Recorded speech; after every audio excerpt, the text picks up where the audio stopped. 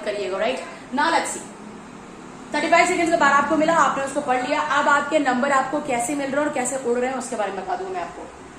पहली चीज तो नंबर पाने का अंदाज बता दूं। जो जो शब्द लिखा हुआ है एक को ससुरा मिस ना होने पाए, एक भी वर्ड मिस ना होने पाए आपसे। यानी अगर इज लिखा है तो इज रहेगा, इज नहीं इज। गायब तो नहीं करना है, साइड बाय साइड प्रोनाउंसिएशन भी बता रही हूं, जो कि हमारा 6th वाला पॉइंट है। यहाँ पे जो लास्ट में आपको नहीं दिखाई दे रहा होगा, दैट इज 6th वाला पॉइंट, राइट। इज नहीं इज, इज, राइट।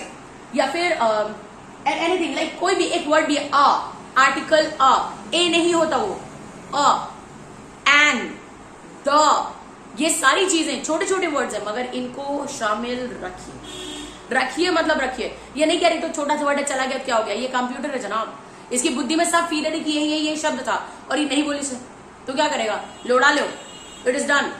ऐसा समझो कंप्यूटर इस वक्त एक समाज की तरह है। तुमने हल्की सी भी गलती कर दी, चाहे वो बेकार हो, बेकार सी पेटी गलती हो। पेटी का मतलब होता है नगण्य, ना मतलब जैसा कोई अस्तित्व ही नहीं है, PETTY। अगर आपकी ये पेटी गलती भी है तो भी वो पकड़ करके आपको दोषी करार कर देता है, जैसे कि समाज।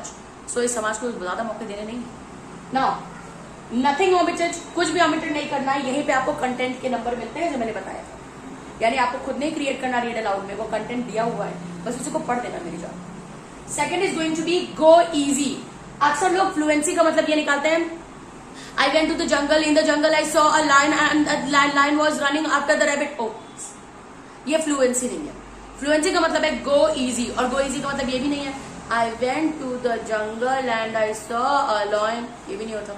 Simple is I went to the jungle, I saw a lion sleeping under a tree.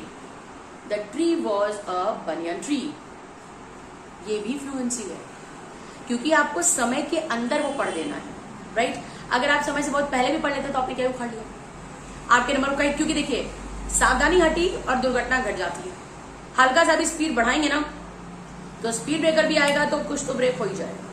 सो उस केस में गो इजी। इसीलिए I will be bringing the example to you कि गो इजी से रोमा मैम का क्या मतलब है। थर्ड इज जैसा कि यहाँ पे लिखा हुआ है SND। ये इसके ऐसा कुछ नहीं कि रोमा मैम कुछ भूल गई है, होता है ना, डर्टी दिमाग पहले काम करता है। SOD से मेरा मतलब है मेरी जान कि अगर लिखा हुआ है क्लासेस, बसेस, तो क्लास और बस कह के मत निकलना। अगर लिखा है प्रिंसेस तो प्रिंस कह के मत निकल लो। एस लिखा है तो लिखो, सॉरी बोलो, राइट।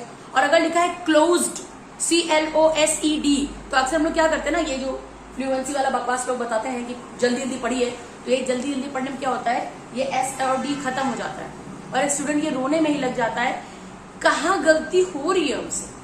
पढ़ तो रहे हैं सब, वो जो छोटा छोटा गड़बड़ हो रहा है ना, ये भी मायने रखता है। तो ऐसे वर्ड्स जो लास्ट में लगे होते हैं, ES, IES, S, apostrophe S, principal's office, everything has to be red. इसीलिए कह रही हूँ गो इजी। जल्दी जल्दी करेंगे कुछ तो जरूर गड़बड़ होगा। जब भी आप घर से जल्दी जल्दी निकलते हैं क्या होता है, बाद में याद आता है ना, साला ये भूल गए।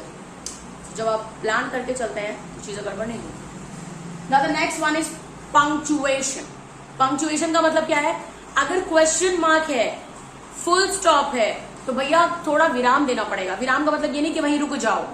जैसे अगर मान लीजिए क्वेश्चन वर्ड है, the lion asked the animals, are you living here? The animals replied, no, we don't. Full stop. The lion asked the animal, do you live here? The animal replied, no, I don't. गए number ऊपर, right? So go with the punctuation. बहुत ध्यान दीजिए। Question mark, प्रश्न चिन्ह, full stop, पूर्ण विराम, comma, अल्प विराम, right? Okay, now the fifth one is contraction not to be opened and vice versa. यानी अगर मेरी जान ऐसा लिखा हुआ है CAN''T, तो इसको आप कैन नॉट मत पढ़ दीजिएगा। बहुत ज्यादा हीरोइन बनने की जरूरत नहीं है। जो लिखा हुआ है बिल्कुल वैसा ही पढ़ना है। जैसे मम्मी पापा से कई बार तुम लोगों ने सुना होगा, जैसा बोल रहे हैं वैसा करो, दिमाग लगाने की जरूरत नहीं है। सेम थिंग, जैसा लिखा हुआ है वैसा ही पढ़ो। बहुत शाणा या ढेर शाणा बनने की जरूरत नहीं है, और बेवकूफ बनने का तो चॉइस ही नहीं अपने पास। So the point is, if it is written over there, cannot, so मत पढ़िए, so they can't do it. No, it's not can't, it's can not. जैसा लिखा हुआ है. And if it is written can't, अगर can't लिखा है, so he cannot lose. Vice versa का मतलब होता है ना तो कॉन्ट्रैक्शन, अगर कॉन्ट्रैक्टेड है तो कॉन्ट्रैक्टेड ही बोलिए, ओपन है तो ओपन ही बोलिए. वाइस वर्सा मतलब दोनों एक दूसरे के लिए ऐसे ही जाते हैं. Now the last one is pronunciation, जिसके बारे में आपको शुरू से कह रही हूं मैं. तो ट्रैक्टर पहले चला जाए, वो चला जाए, चलो अंकल की गाड़ी थी. एनीवेज, प्रोनाउंसिएशन मतलब उच्चारण. जब मैं आपके पास अभी का जो वीडियो है it's going to be 15 minutes का हो रहा है, सो बट ऑफ इसको भी डिवाइड करके मुझे आपको भेजना पड़ेगा.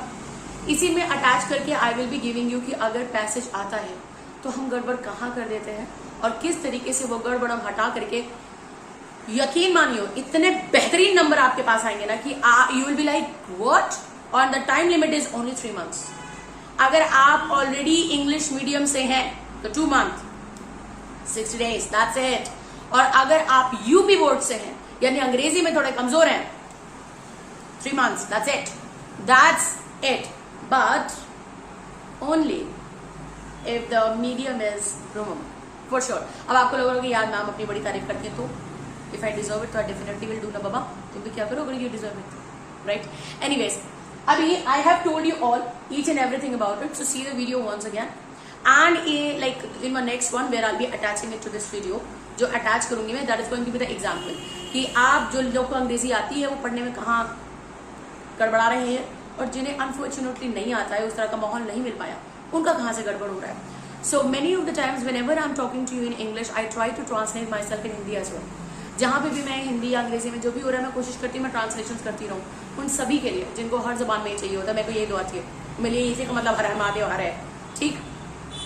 This is the entire thing.